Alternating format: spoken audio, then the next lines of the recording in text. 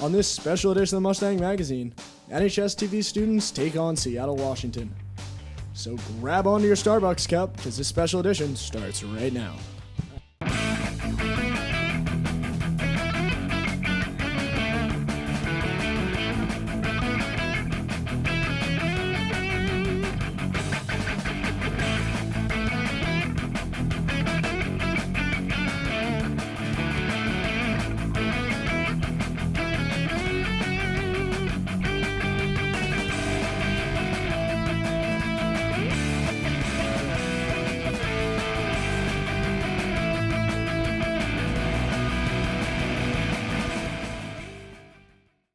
Hello and welcome to another special edition of Mustang Magazine. I'm Joe Spadorsha.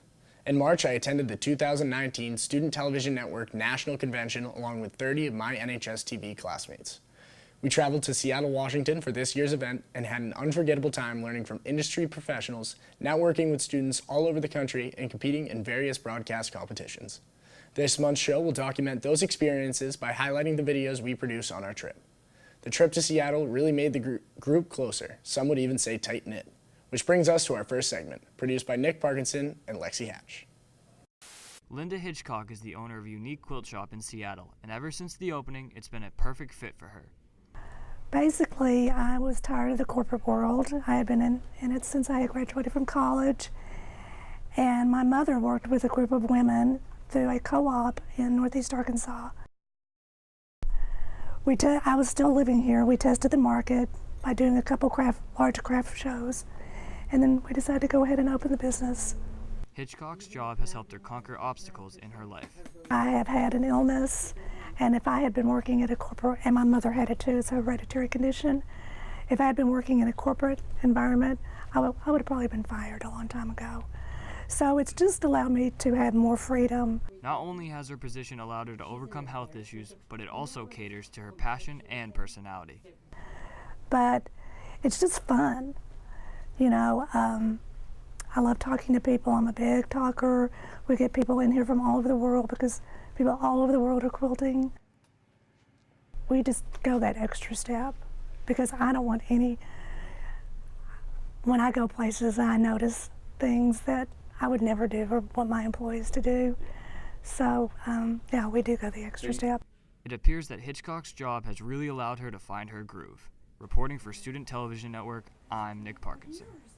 And then I didn't see her until about 2 years ago. Thanks, Nick. Junior staff reporters Delaney Reardon and Renee Babineau were challenged with the task to create a NAT package, which is a type of news story that doesn't have a reporter voice. It simply relies on good natural sound and a solid interview. Here's Jason from the streets of Seattle.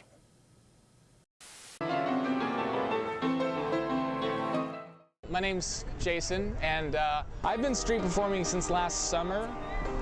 Before then, I took like a 5-year break from playing piano, period. I just had a lot of hard things happen to me. I was homeless for a while, just a lot of bad stuff. And you know, I was getting back on my feet. And then at the same time, my girlfriend got pregnant. And so that was sort of the oomph that I needed to conceive of this dream and to take the dream and like fold it into reality. You have to be ready to fail.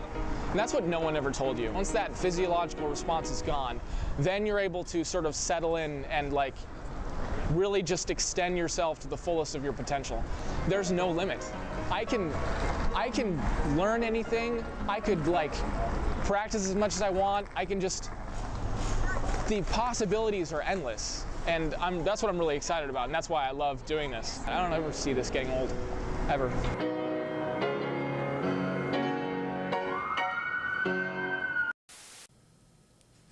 Thanks, girls. In the anchor team contest, Tim Rose and Allie Kelleher were challenged to create a 1-minute segment based on various information from AP Wire stories.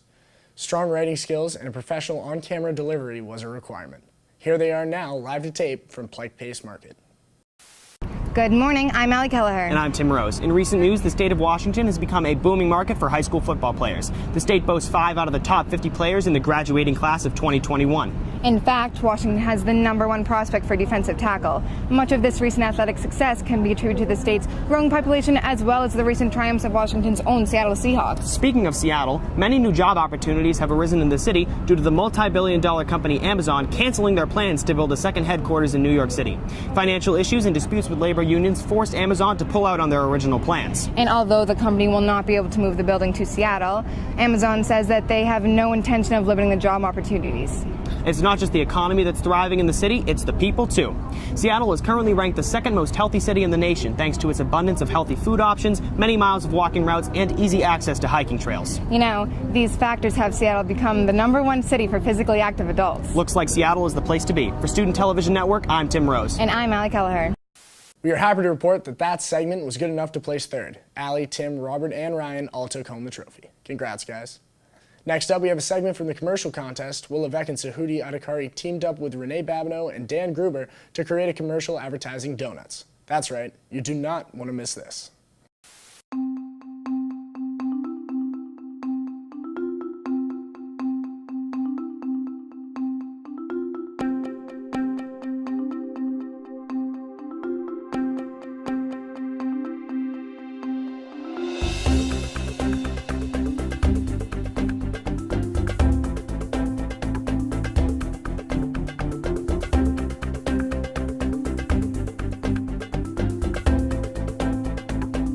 Awesome job, guys. Now we have a commentary from Stephen Allinger based on the prompt, "If I Ran the Convention." As a first-year attendee, STN so far to me has represented a gathering of like-minded students who are passionate about the realm of media and driven to honing their abilities within an array of fields through practicing their craft. That being said, the STN convention should place a greater emphasis on promoting our First Amendment rights. These fundamental human rights this republic hangs on are under attack around the world. STM has taken up the mantle of responsibility to resist the growing anti-media sentiment in this country, as we are the next generation of people in the media industry. We need to face the harsh reality that our rights are being jeopardized, and no government of the people, by the people, and for the people should be infringing on these rights. James Madison once said the freedom of the press is the right which guarantees all the others, and that holds true today. Through STN convention and workshops, students should further learn how to call out injustice, ask the tough questions to hold people accountable, and expose the truth. STN is all about competitions and awards, yet therein lies the problem. STN shouldn't be about competition. It shouldn't be about who's best. No, I'm not advocating for some politically correct everyone gets a trophy nonsense. I'm saying that the whole concept of competition is antithetical to the ideals of media and journalism. When a journalist is on the front lines of a war zone, they're not reporting because they want to get an award. They're doing it because they have to bring light into the darkness. That's what STN should be doing, hosting collaborative events where students are driven to making themselves better and their programs better, not out of a desire to win. And that's exactly what I would do if I ran the STN convention. For Student Television Network, I'm Stephen Allinger. Thanks, Stephen. Up next, Your Volume is Not Broken. This is just a silent film produced by Adeline Jeanette and Sophia Saratori. Don't touch your remotes.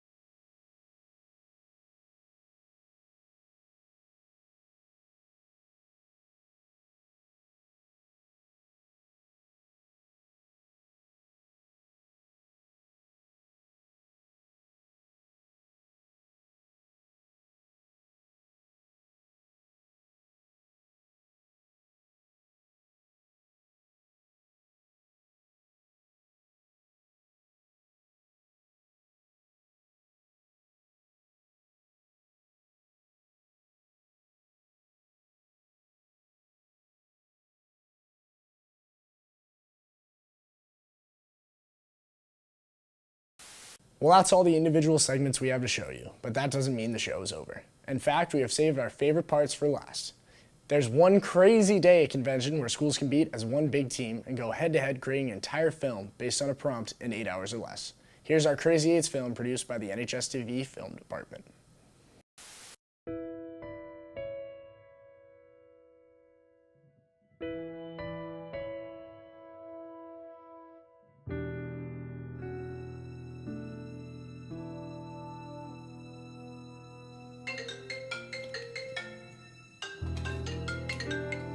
Hey babe, what's up?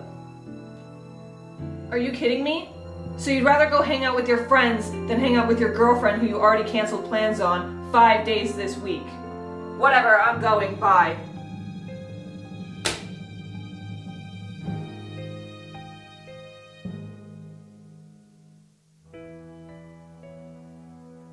Hey, do you have my last homework assignment? Yeah. Perfect. So this is due Friday. I need it by Thursday, and don't forget to get a couple wrong. You know, I wouldn't want people to expect too much of me. Okay. All right, cool. Bye. Bye.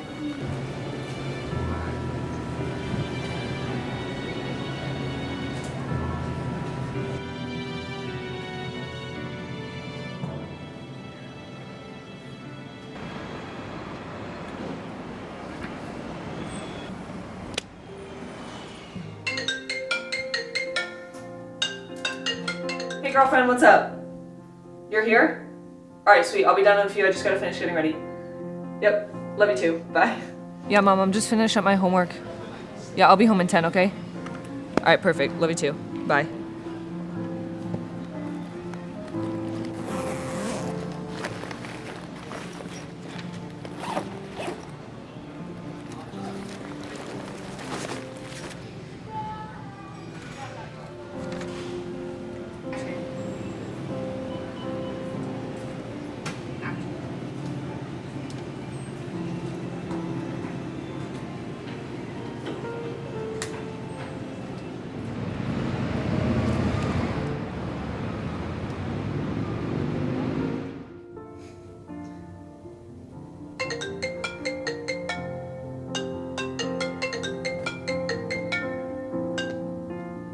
Hello?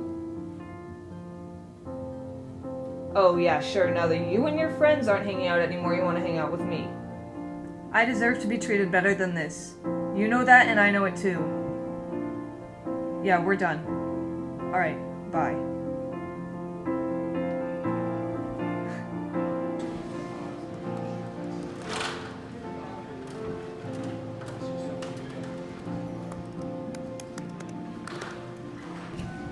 Hey, do you have that homework that's due tomorrow, or? Yeah, I have it, but I didn't do it. Are you joking? This is due tomorrow. That means I have to do this all tonight. Oh, that kind of sounds like a you problem. I need to focus on my own grades, so... Whatever.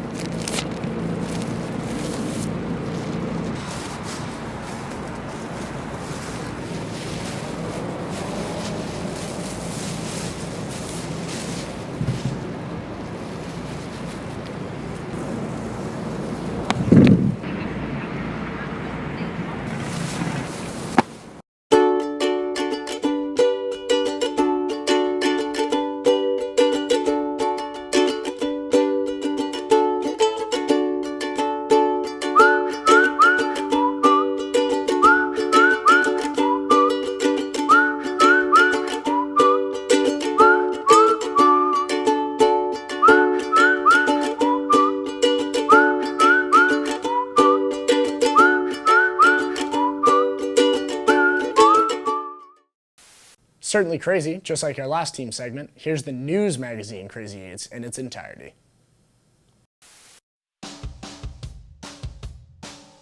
On this special edition of Mustang Magazine, we find out how preschools teach the Native American culture, how Canoe unites Native American workers for the future, and how Native Americans are coming together at the collegiate level.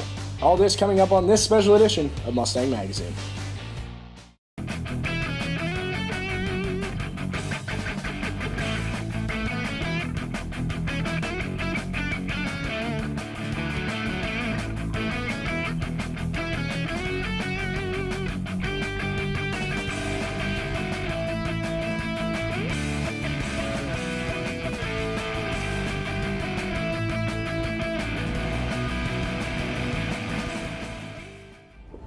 Hello and welcome to this special edition of Mustang Magazine. I'm Tim Rose. And I'm Alec Kelleher. We're here in Seattle, Washington for the annual Student Television Network Convention. STN is an international competition where students in all media classes compete in different competitions. The first and craziest competition is the Crazy Eights. Students have 8 hours to write, shoot, and edit stories together into a show that is less than 8 minutes. This year's topic is Native American culture. Teams of the top NHS-TV staff members ventured into and around Seattle to uncover the roots of Native American culture in the area. The coordinator administrator at the University of Washington, Michael Yates, talks about his life and struggles as a Native American. Mr. Yates is a member of the Cowlitz tribe, and he sat down with reporter Lexi Hatch and her group to talk about his life story. Michael Yates grew up in a place he considers his ancestral homeland. So I'm a Cowlitz Indian tribal member from Southwest Washington. I grew up in a small town called Mossy Rock, where I was one of the only natives in the area. Growing up as a Native American was not always easy for Yates. But at the first sign of a little bit of oppression, I went, fine, you know what, I have light skin, I'm a light-skinned Indian, I can just hide. Yates took inspiration from his younger brother to overcome his insecurities within his culture. He's always been much stronger and prouder. Yates came out of his shell and enrolled in the University of Washington. At the time, it was pretty hard because I didn't know where students were on campus, so I was trying to find other people like me, and it was kind of hard. And then I took an American Indian Studies class, and I sat down next to who would be one of my groomsmen. And he introduced me to a student group called First Nations, and I got to meet more and more people, and from there I grew friendships that I'll always love. His experiences led him to pursue a job at the university, where he now runs a cultural building and helps Native American students. So my title is the administrative coordinator. So what I do is I run the building and I help coordinate the 10 student assistants that we have. A lot of people in my tribe have started coming to me and being like, I have cousins, I have nieces and nephews, I have children that need to know how to get into college, and I can help them guide their way through that. It's safe to say that Yates now feels confident in expressing his Native American culture. I've always been proud of it. I've just never been, it's just I was always afraid of that conversation, that conversation that I should have had with my peers, and I should have given them more credit. Reporting for Student Television Network, I'm Lexi Hatch. Thanks, guys. It's great to hear that Mr. Yates overcame his fear and is now paying it forward to younger generations. Now we take a look at how a preschool operating out of the Daybreak Star Cultural Center is educating some of the youngest Native Americans. The staff there is focused on teaching the young Native Americans new skills and culture to educate them and prepare them for the future. Reporter Xavier Cullen brings us the story. Half an hour outside of downtown Seattle, tucked away in Discovery Park, is the Daybreak Star Cultural Center, focused on aiding local Native American families. We serve a lot of Native communities. We have a foster care program. We have a family program called Ina Macaw. We have our Daybreak Star preschool program. There's also a youth home that's off-site. The activities that these programs offer teach the kids about basic life skills involved with their culture. Outside as well as inside, we have gardens. We're taking things that were served at lunch and regrowing them. So we've got like the pineapple crowns that we ate a couple weeks ago, the bok choy, the leeks, the celery, the carrots, the avocados, the onions, everything that we use in our food, we can actually regrow and teach the kids about the life cycle of the food. And many of the children that graduate from these programs eventually return in order to give something back to this cultural community. So right over here we have our Sacred Circle Art Gallery. It has rotating exhibits. They all focus on Native artists. Right now our focus is on artists specifically from our Native youth home. And so their artwork is being highlighted. In the back of our building we have giant murals done by local Native artist Andrew Morrison. And he actually just came last week to talk to our preschoolers. He's in town on spring break. Gomez says that the facility is one of a kind, and she believes that that acts as an important outlet of Native American culture within the Seattle area. I think it's really important because it's the only school like this that serves the indigenous Native community. There's not another school around here like this. It's on sacred land. It serves generations of people. For example, like if your grandma went here, your mom went here, your cousins went here, your sister went here, your auntie went here, your older brother and your little brother will go here. It's just a really special, unique place that's unlike any other preschool in Seattle. And Daybreak Star looks forward to fostering the future of the local Native American culture. Reporting for Student Television Network, I'm Xavier Cullen. Thanks, guys. They're really helping those kids to lead and further carry on their Native culture in the future. Speaking of Native culture, Canoe, a local association, works around the community in a multitude of ways. One event they run is the Indigenous Peoples Day. This day is aimed to remember the happiness of their Native culture. Reporter Rory Kayer and her group bring us the story. With an abundance of Native Americans located in the Seattle area, many have been inspired to start establishments to celebrate their culture. Marta Idowu, co-president of Canoe and coordinator liaison of Seattle Department of Civil Rights, has been a main contributor of helping the Native American population in the city. They really wanted to have the voice of Native folks that has historically not been there in city departments. Canoe, which stands for City of Seattle Native American Employees, puts on events honoring Indigenous people in the community. The Indigenous Peoples Day event, which is on the second Monday in October. So essentially we meet with our Native community. Idowu works to educate Seattle about Indigenous people and their history. There's many organizations that come from all around to participate, to respect the day and to honor the day. The group works to honor the Indigenous people of the past and present. Before we kind of start this, we always like to give remembrance of the Duwamish tribe and honor them for allowing us to be on their land. If you are interested in attending, Indigenous Peoples Day will be held Monday, October 14th in Seattle. For Student Television Network, I'm Rory Kayer. Thanks, ladies. It's nice to see that people are working together to strengthen the Native community. And that brings us to the end of our special edition of Mustang Magazine. If you'd like to check out more stories like these, be sure to check us out at mustang.media or hit us up on Facebook, Twitter, Instagram, and Snapchat. Signing off from Seattle, I'm Tim Rose. And I'm Allie Kelleher. Thanks for watching. Welcome back. I hope you enjoyed our Crazy 8 segment as much as we did working together and creating it. Well, that's all I have for this STN Special Edition Mustang Magazine. Like always, the NHS-TV crew would like to thank you for following us on all social medias at NHS-TV and staying up to date on all things Nord at www.mustang.media. Signing off, I'm Joe Spadorcia. We'll see you next month.